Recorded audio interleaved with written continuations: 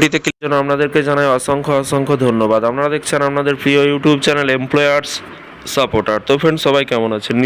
নিশ্চয়ই খুব ভালো আছেন। ইতিমধ্যে বড় আপডেট শুভেন্দু অধিকারীর কি বলা হয়েছে, রাজ্যের সরকারি কর্মচারীদের ডিএ কিন্তু জট কাটতেই বড় সিদ্ধান্তে কি বলা হয়েছে, বাংলার ইতিহাসে পালাবদল এবং নতুন সরকার গঠনের পর কিন্তু এবার সবচেয়ে বড় এবং বহু প্রতীক্ষিত মানে জটটি কিন্তু কাটতে চলেছে বলে কিন্তু সকলেই মনে করছে। মুখ্যমন্ত্রী শুভেন্দু অধিকারীর নেতৃত্বে আজ সোমবার নবগঠিত মন্ত্রিসভার দ্বিতীয় গুরুত্বপূর্ণ বৈঠক অনুষ্ঠিত হতে চলেছে। নবান্নের সূত্রের খবর, আজকে এই মেগা বৈঠকে অন্যতম প্রধান এজেন্ট বা আলোচ্য বিষয় হলো রাজ্যের সরকারি কর্মচারীদের মহার্ঘ ভাতা বলে বা ডিএ, এবং এর পাশাপাশি বিগত সরকারের আমলে বকেয়া ডিএ বিগতের দাবিতে সরকার কিন্তু কর্মচারী সংগঠনগুলির সঙ্গে নবান্নে যে দীর্ঘ আইনি লড়াই ও রাজপথে আন্দোলন চালাচ্ছিল, নতুন জামালায় কিন্তু তার অবসান কিন্তু ঘটাতেই এই বিশেষ উদ্যোগ বলে কিন্তু মনে করছে ওয়াকিব মহলের।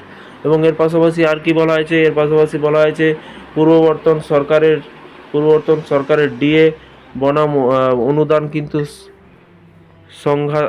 সংঘাতের ইঙ্গিত। কিন্তু পশ্চিমবঙ্গের বিগত সরকারের জামানায় কিন্তু কেন্দ্রীয় হারে ডিএর দাবিতে দেশের সর্বোচ্চ আদালতে কিন্তু সুপ্রিম কোর্ট পর্যন্ত কিন্তু মামলা গড়েছিল।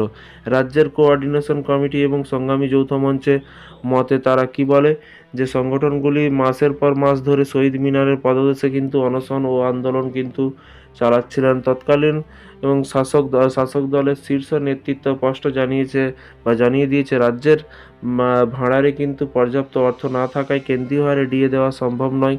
তাই এই নিয়ে কিন্তু প্রশাসনিক স্তরে এক চরম আলোচনা ব্যবস্থা তৈরি হয়েছিল। কিন্তু মে মাসে বিজেপি ক্ষমতায় আসার পর কিন্তু এবং শুভেন্দু অধিকারী মুখ্যমন্ত্রীর চেয়ারে কিন্তু বসতেই রাজ্য সরকারি কর্মচারীদের মনে নতুন করে আসার আলো কিন্তু সঞ্চার হয়েছে। কোন কোন দাবি নজর থাকবে আজকের বৈঠকে দেখুন। এখানে বলা হয়েছে সোমবার আজকে এই ক্যাবিনেটে মিটিং বা মন্ত্রিসভার বৈঠকে দিকে চাতক পাখির মতো তাকিয়ে রয়েছে রাইটার্স বিল্ডিং।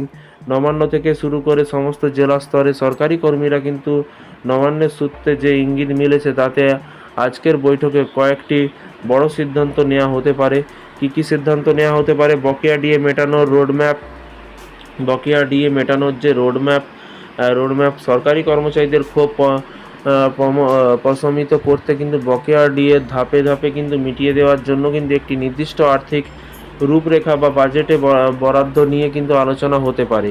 কেন্দ্রীয় হারের সমতা, কেন্দ্রের সমহারে ডিএ দেওয়ার যে প্রতিশ্রুতি নির্বাচনী ইস্তাহারে কিন্তু দেয়া হয়েছিল তা কিন্তু ধাপে ধাপে কার্যকর করার প্রথম কিস্তি ঘোষণা আজই কিন্তু হতে পারে কিনা তা নিয়ে কিন্তু জল্পনা তুঙ্গে। আদালতে মামলা প্রত্যাহার, সরকারি কর্মচারীদের এবং সুসম্পর্ক তৈরি করতে কিন্তু পূর্ববর্তী সরকারের কিন্তু করা আইনি লড়াইয়ের পথে কিন্তু হাঁটে মামলার জট, এবং এর পাশাপাশি আইনি লড়াইয়ের পথে হাঁটে মামলার জট আলোচনার মাধ্যমে মেটানোর সিদ্ধান্ত নিতে পারে কিন্তু শুভেন্দু মন্ত্রিসভায়। এবং নতুন সরকারের প্রথম মন্ত্রিসভার বৈঠকে কিন্তু সীমান্ত সুরক্ষা ও বিএসএফকে কিন্তু জমি হস্তান্তরের মতো কিন্তু বড় সিদ্ধান্ত নিয়ে চমক দেখিয়েছিল।